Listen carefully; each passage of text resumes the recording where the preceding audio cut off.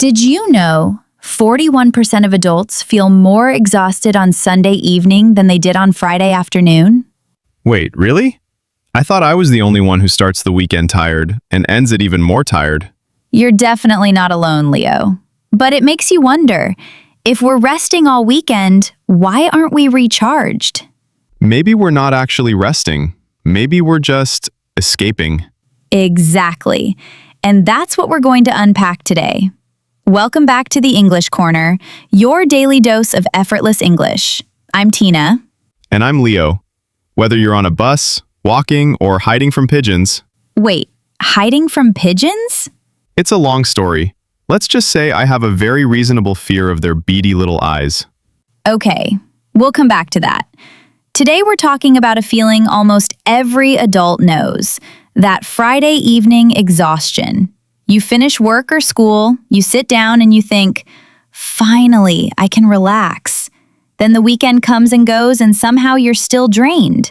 I've seen it so many times. In fact, just last Friday, I had the perfect plan to relax. What happened? Well, I'll tell you.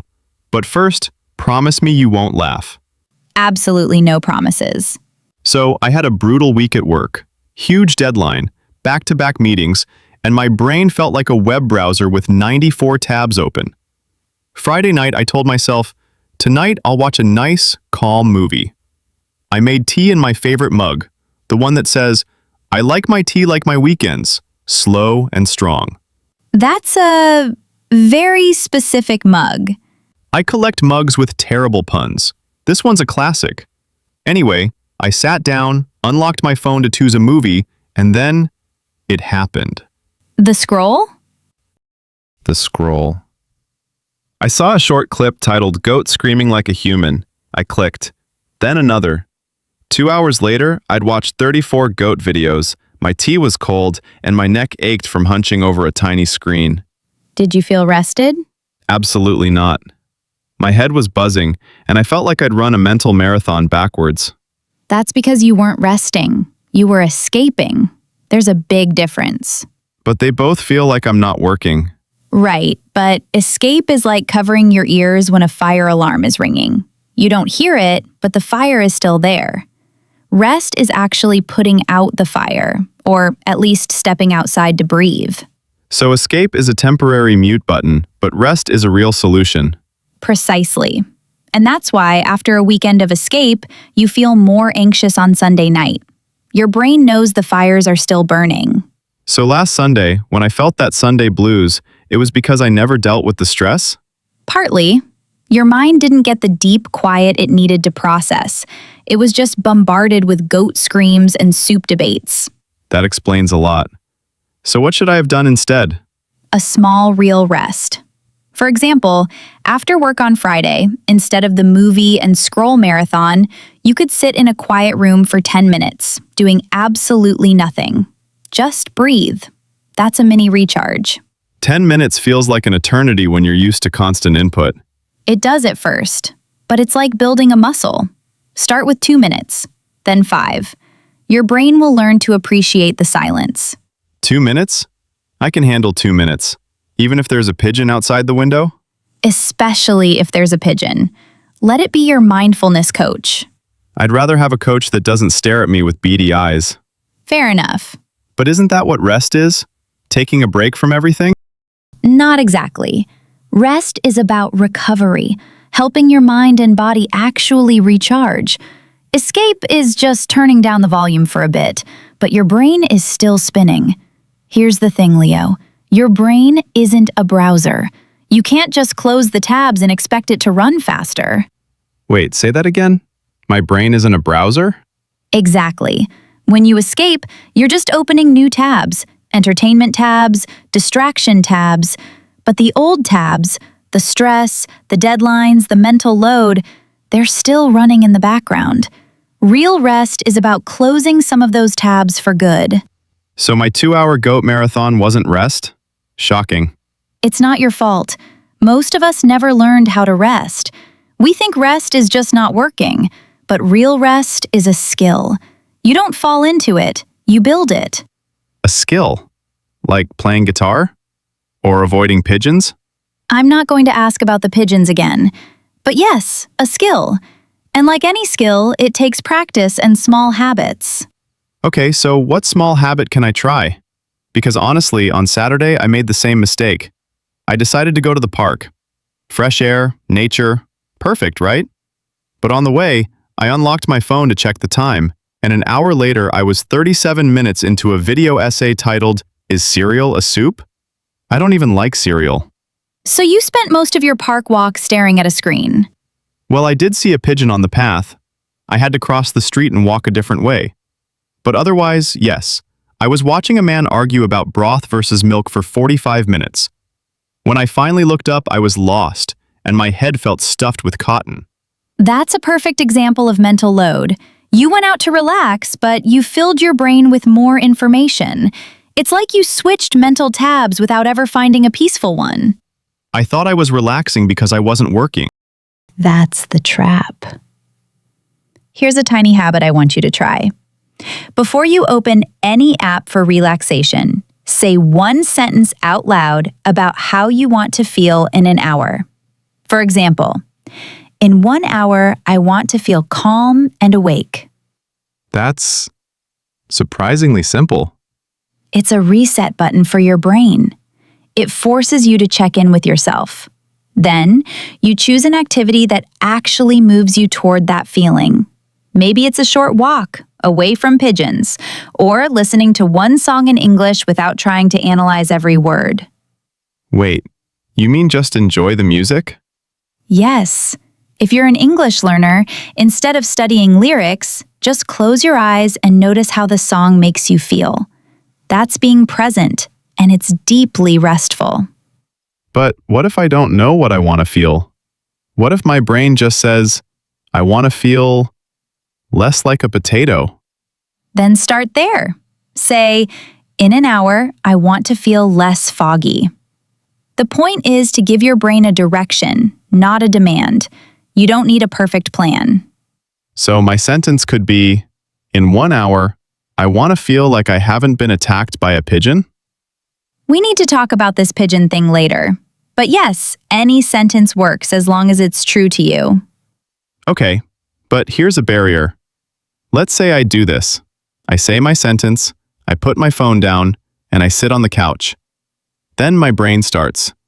You should be cleaning. You should answer that email. You're being lazy. How do I turn that off? That's guilt.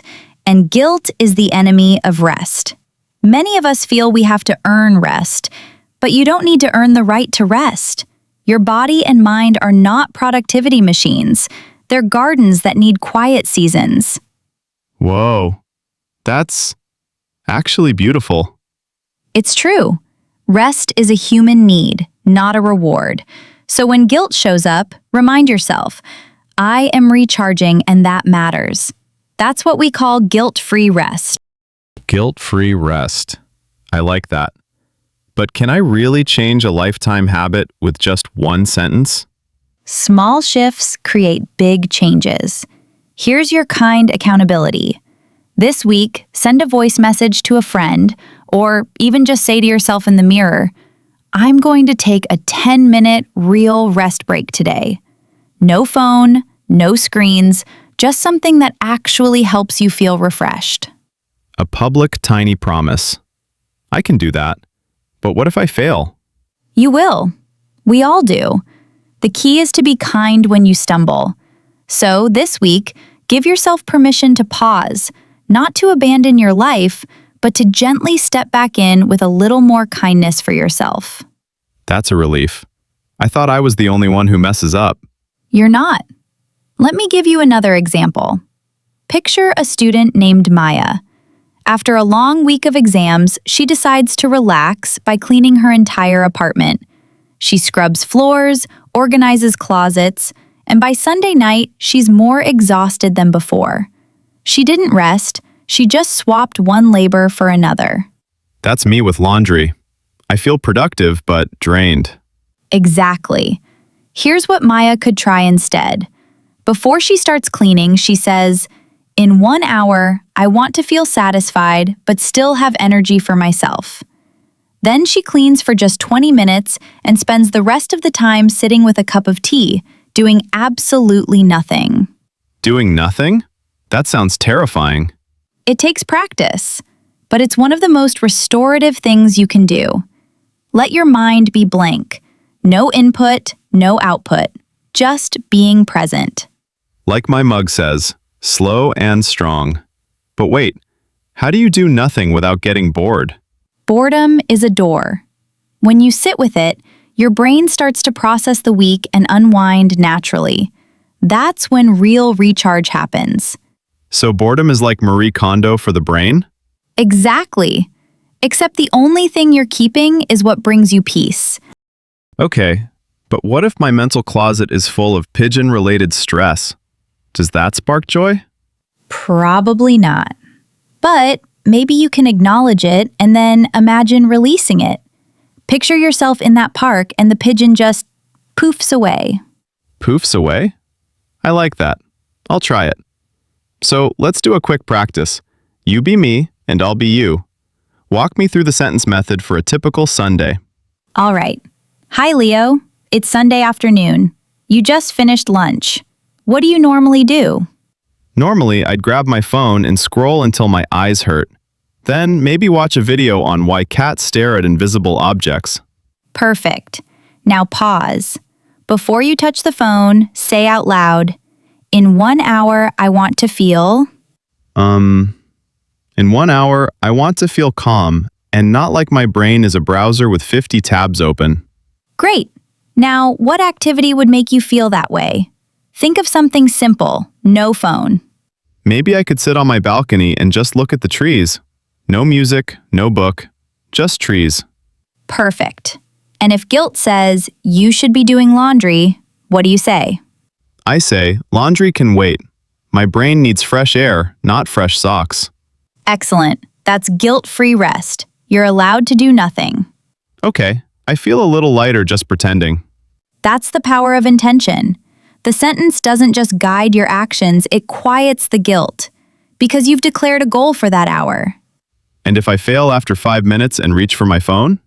Then you notice, put it down, and say the sentence again. No judgment. Rest is a practice, not a performance. So I can just keep restarting the hour? Exactly.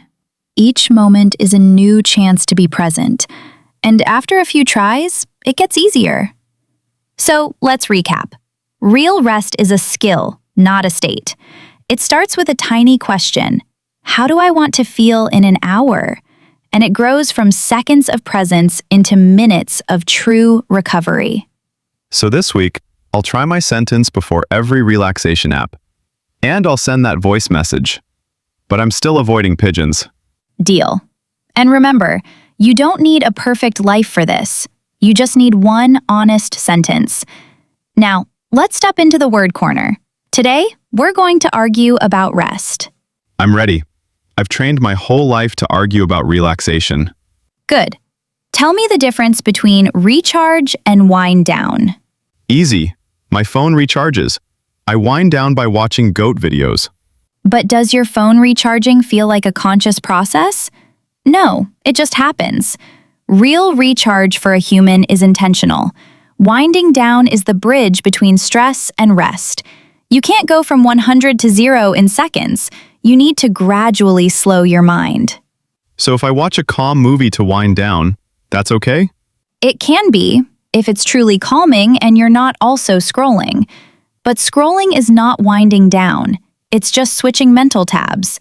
Which brings us to mental load, the invisible weight of tasks, worries, and decisions we carry. Resting means reducing that load, not adding to it. So when I watched the cereal soup video, I added more mental load about the definition of soup. Exactly. And switch off. That's what we really need, to turn off the noise. But it doesn't happen by magic. You do it by choosing to be present, like really present. I tried to be present in the park. Then a pigeon looked at me, and I switched off so fast I almost tripped. Okay, that's a different kind of switch off. The point is, slow down. Not just your body, but your thoughts. And when you do, you'll find guilt-free rest, Rest that doesn't make you feel lazy because you know it's necessary. So rest is not about time, it's about intention. Now you're getting it. So next time I see a video that says, "Is cereal a soup?" I'll say my sentence and then decide if it actually helps me feel calm. Exactly. And if it doesn't, you can choose something else. The power is yours. I choose tea and no pigeons. Always a good choice. Let's do Say It Better. Here are 4 common things we tell ourselves that sound harsh and how to reframe them kindly. Hit me. First, I'm so lazy this weekend. I've said that 100 times. Better, I'm giving my body the rest it needs. Oh, that feels warm. Second, I should be more productive. My inner voice in a nutshell. Better, productivity can wait. My well-being matters. I need that on a mug. Third, wasting time again. After every YouTube rabbit hole. Better, I'm taking a break to recharge. Even if it's a cereal soup video? Well, maybe with awareness. Last one, I didn't do anything today. The Sunday night panic. Better, I allowed myself to just be. That's actually powerful. Just be. So, to everyone listening, this week we challenge you to try the sentence method. Before any relaxed screen, say how you want to feel. And if you want, tell a friend. That's your tiny public promise. And if you fail, be kind. Just try again. We'd love to hear from you. What's one tiny thing that actually helps you recharge, not just escape? Tell us in the comments. We might try it ourselves. Maybe it's a walk, a song, or avoiding pigeons. Hey, I never said you could share that. Too late. Remember, rest is not a reward, it's a necessity. So give yourself that permission, not to escape life, but to gently return to it with a little more kindness for yourself. And if you need me, I'll be on the couch with my slow and strong tea, repeating my sentence. In 1 hour, I want to feel pigeon-free. Until next time, this is the English Corner, your daily dose of effortless English. Bye! Bye!